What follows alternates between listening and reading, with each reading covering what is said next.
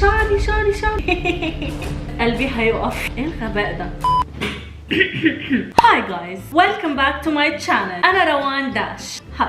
حرفيا يا جماعه كل ما امسك التليفون بتاعي واجي اقلب فيه على تيك توك او انستجرام او الانترنت عامه بيطلع لي اغرب فيديوهات اشوفها في حياتي الصراحه، وهي فيديوهات بعنوان اغرب خدع مكياج في العالم. شفت ناس قبل كده بتعمل الميك اب بتاعها ببروكلي، فاحنا النهارده هنجرب اغرب واغبى خدع تجميل موجوده على الانترنت وخصوصا على تيك توك، وهنشوف لو فعلا خدع الميك اب دي تستاهل الضجه اللي هي عاملاها ولا هي اي كلام. اللي بتمناه فعلا من الفيديو ده ان احنا نطلع بحاجه مفيده، يعني نطلع بخدعه ميك اب تغير الميك اب بتاعنا تخلينا احلى. قبل ما نبدا الفيديو جايز عايزه اقول لكم حطوا لايك، اشتركوا في القناه وفعلوا الجرس علشان كل ما انزل فيديو جديد يوتيوب يبعت لكم اشعار. وتعليقات النهارده هتكون من البنتين الجمال دول، عايزه اقول لهم شكرا من كل قلبي على كلامكم اللي يجنن، وانا بحبكم قد الدنيا كلها. ولو انتوا كمان حابين ان التعليق بتاعكم انتوا يطلع معايا في الفيديو اللي جاي، كل اللي عليكم تعملوه هو لايك للفيديو وتعملوا سبسكرايب للقناه وتفعلوا الجرس، واخيرا تسيبوا تعليقاتكم كلها تحت الفيديو علشان هختار تعليقين وهيطلعوا معايا في الفيديو اللي جاي. ودلوقتي جايز خلونا نبدا الفيديو ونجرب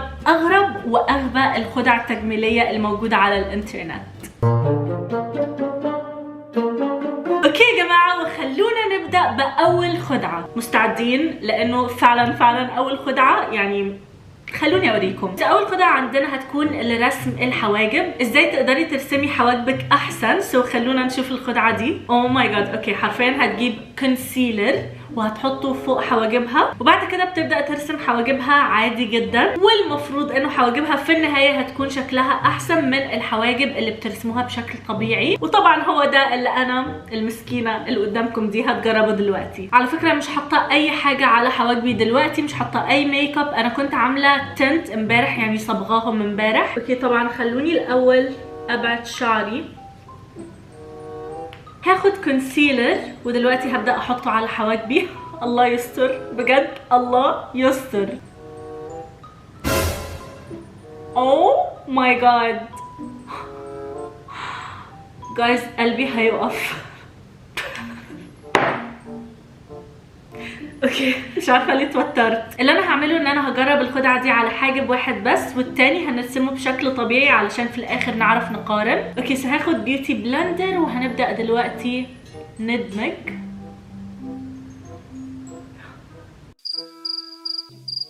شنو هذا؟ اوكي خلونا نرسم الحاجب. اوكي لحظه، في حاجه غريبه في الموضوع، وهو انه كل ما احاول ارسم اللون مش قاعد بيطلع على حواجبي لانه في كونسيلر. شوفوا جايز والله العظيم قاعده برسم، شوفوا ازاي ما فيش لون بيطلع.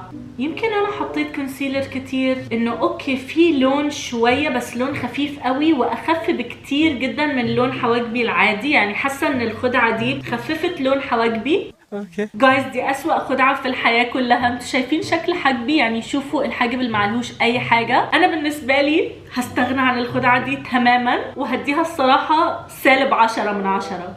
اوكي يا جماعه، وتاني خدعه معانا النهارده هي مخصصه للناس اللي مش بيعرفوا يحطوا رموش بشكل صح. المفروض انه الخدعه دي تساعد الناس دول ان هم يعرفوا يحطوا لاشز. نايس. اوكي هي جابت اللاش كيرلر اللي بتتني الرموش وحطت فيها الرموش وحاولت تحط الرموش باللاش كيرلر. مخي بيقولي ان هي مش هتظبط، لكن برضو في حته صغيره في مخي بتقولي جربيها يمكن تظبط. انا بالنسبه لي شخصيا ما عنديش اي مشكله في تركيب الرموش، بالعكس بركب رموش الحمد لله بشكل كويس. لكن حابه برضو اني اجرب الخدعه دي لانه لو فعلا بتفيد الناس فانا اوصل لكم المعلومه ان هي حلوه وتجربوها انتوا كمان وتستفيدوا منها. خلونا نجرب. عندي هنا طبعا اللاش كيرلر بتاعتي، انا مش عارفه دي اسمها ايه بالعربي، بليز سيبولي تحت في الكومنتس. تانية الرموش، انا مش عارفه هي ازاي عملت الخدعه دي، ازاي؟ صدقني انا لو اعرف اقول لك. انا حاسه ان الخدعه دي هتصعب عليكم تركيب الرموش. ادخلي. 2 hours later. ياي، واخيرا ركبتها. ودلوقتي وهي هنا هحط عليها لزق الرموش. كترت قوي من الجلو بالغلط. اوكي والمفروض دلوقتي ان احنا نلزق الرموش. Oh my god. No.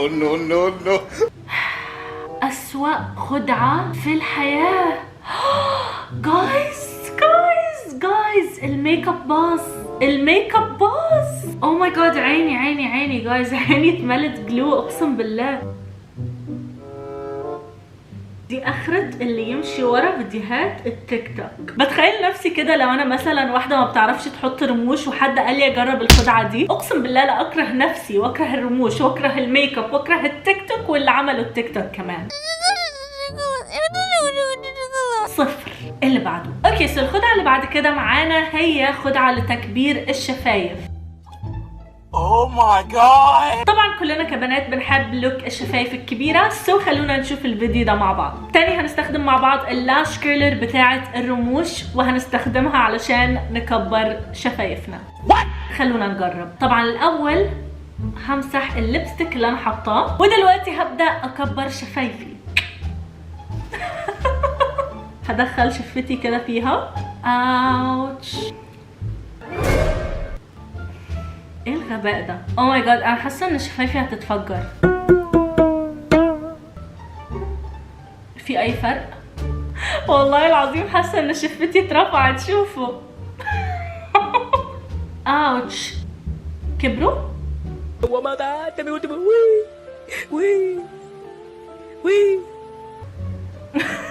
احب اقول لكم انه فاز معانا النهارده بخدعه كمان زي قلتها.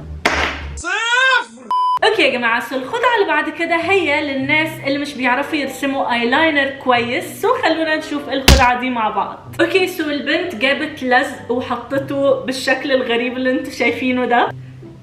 تيك توك تيك توك يا جماعه، اقول ايه؟ حطيته حوالين وشها وفوق عينيها، ودلوقتي هتبدا ترسم الايلاينر. اوكي سو المفروض دلوقتي ان انا اقوم اجيب لزق والزقه على وشي. تيك توك عايزنا نعمل كده فهنعمل كده. عندي هنا اللزق، وبما انه اللزق بتاعي عريض شويه فهبدا اني اقصه لنصين علشان يبقى ارفع. قبل ما تحطوا اللزق على وشكم على طول لازم الاول تحطوه على ايديكم علشان ما يلزقش قوي على وشكم ويضركم.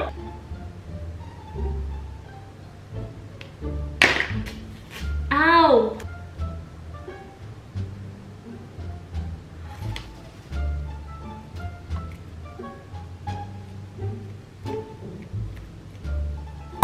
اوه ماي جاد جايز، اقسم بالله مش قادره اتنفس.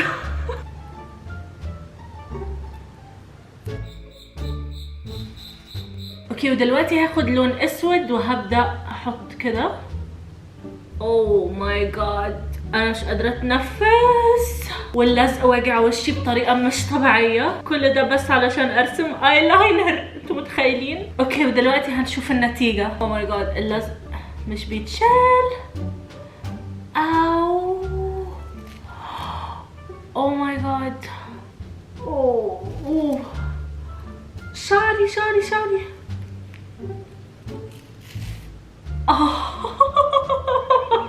وشي. الحقيقه ان انا عندي مشاكل كتير قوي مع الخدعه دي. اولا ممكن نتكلم عن الميك اب بتاعي ازاي اتوسخ. من ناحيه الايلاينر فيس طلع لنا ايلاينر، بس انا حاساه ايلاينر بايظ الصراحه، مش هكدب عليكم. شفت المثل اللي بيقول لك جت كحلها عمتها؟ هو ده بالظبط اللي انا عملته دلوقتي. انا لو مكانكم مش هعمل ايلاينر خالص. مفيش اي حاجه هتحصل في الحياه لو خرجنا من غير ايلاينر عادي. اوه ماي جاد. اوكي انا جبت العيد، جبت العيد. ستوب. ده مش ايلاينر، ده ديل دولفين. خلونا نكمل. اوكي والخدعه اللي بعد كده هي طريقه سهله جدا وبسيطه بنحط بيها الروج بطريقه جديده. فهي هنا خدت الفلوس او اللي هو السلاكه بتاعه السنان وحطت شويه من الروج على الفلوس وبدات ان هي تعمل زي خطوط. دي للناس اللي تقريبا كده ما بيعرفوش يتحكموا قوي في رسمه شفايفهم، فالمفروض ان دي تسهل عليهم الرسمه. وهستخدم ليبستيك باللون الاحمر علشان هي استخدمت احمر، سو انا كمان هستخدم احمر. وهبدا اني احط شويه من الليبستيك على الفلوس. او ماي جاد، انا ليه حاسه قاعد بيوسخ شفايفي؟ شوفوا ازاي فوق شفايفي توسخ. مش عارفه اللي انا بعمله ده صح ولا غلط، بس انا بقلد الفيديو بالظبط. اوكي ودلوقتي هنحط الليبستيك. جايز شايفين الروج ازاي طالع بره من كل حته حرفيا؟ اوكي هاخد قطن تودان وهبدا اني انضفه. والله يا جماعه الخدعه مش سيئه تصدقوا. حاسه ان شكل الروج دلوقتي بعد ما تنضف بالقطنه بقى شكله احسن بكتير. اوكي بصراحه بحس انه دي فعلا ممكن تفيد الناس اللي ما بيعرفوش خالص يعني اللي هم ما بيعرفوش خالص يحطوا روج. فهنديها 6 من 10. اوكي يا جماعه شلت الميك اب لانه اخر خدعه عندنا محتاجه ان احنا ما نكونش حاطين ولا نقطه ميك اب على وشنا، سو علشان كده شلته. انا زهقت من كتر ما بفتح التيك توك وبلاقي الفيديو ده قدام وشي في كل مره، حرفيا كل مره بفتح فيها لازم اشوف الخدعه دي المفروض ان هي تكون خدعه نعملها قبل الميك اب. انا بصراحه مش عارفه ايه هدفها، بس اتوقع ان هي بلاش. وطبعا هرفع شعري وهاخد الليبستيك الاحمر ده. بجد خايفه. اوه ماي جاد. وحطت على مناخيرها وكمان هنا. اوكي يا جماعه دلوقتي هبدا اني ادمج. اوه ماي جاد جايز، نو واي. الله يخرب بيت التيك توك. اوكي خلونا نحاول دلوقتي نحط فاونديشن. بجد ناقص لي بس خطوط سودا على وشي وابقى سبايدر مان.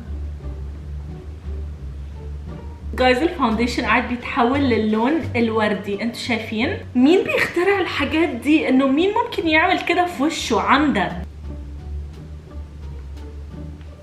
المشكلة ان البنات اللي بيجربوا الحاجات دي على التيك توك النتيجة بتاعتهم تطلع حلوة قوي. شكلي كده هعيش طول حياتي بوش لونه احمر. A few moments later. جايز وشي اقسم بالله ما راضي يطلع يا جماعه، مش عارفه اعمل ايه. حاولت بكل حاجه حرفيا، وغبائي ان انا حطيت الروج اللي مش بيتمسح. شوفوا جايز. اوكي هروح اغسل وشي لانه الوضع بقى خارج عن السيطره. وبكده جايز هنكون وصلنا لنهايه فيديو النهارده. اتمنى تكونوا حبيتوه. بليز جايز ما تطلعوش من غير ما تعملوا لايك على الفيديو. اللايك حرفيا مش بيكلفكم ولا اي حاجه غير ان هو بس بيشجعني وبيخليني اتحمس اعمل فيديوهات اكتر. سو بليز اعملوا لايك، وكمان اعملوا سبسكرايب لقناتي وفعلوا جرس الاشعارات علشان كل ما انزل فيديو جديد يوصل لكم اول باول. وبس جايز ثانك يو سو ماتش فور واتشنج. بحبكم قد الدنيا كلها، وان شاء الله اشوفكم في كل الفيديوهات الجايه. باي جايز.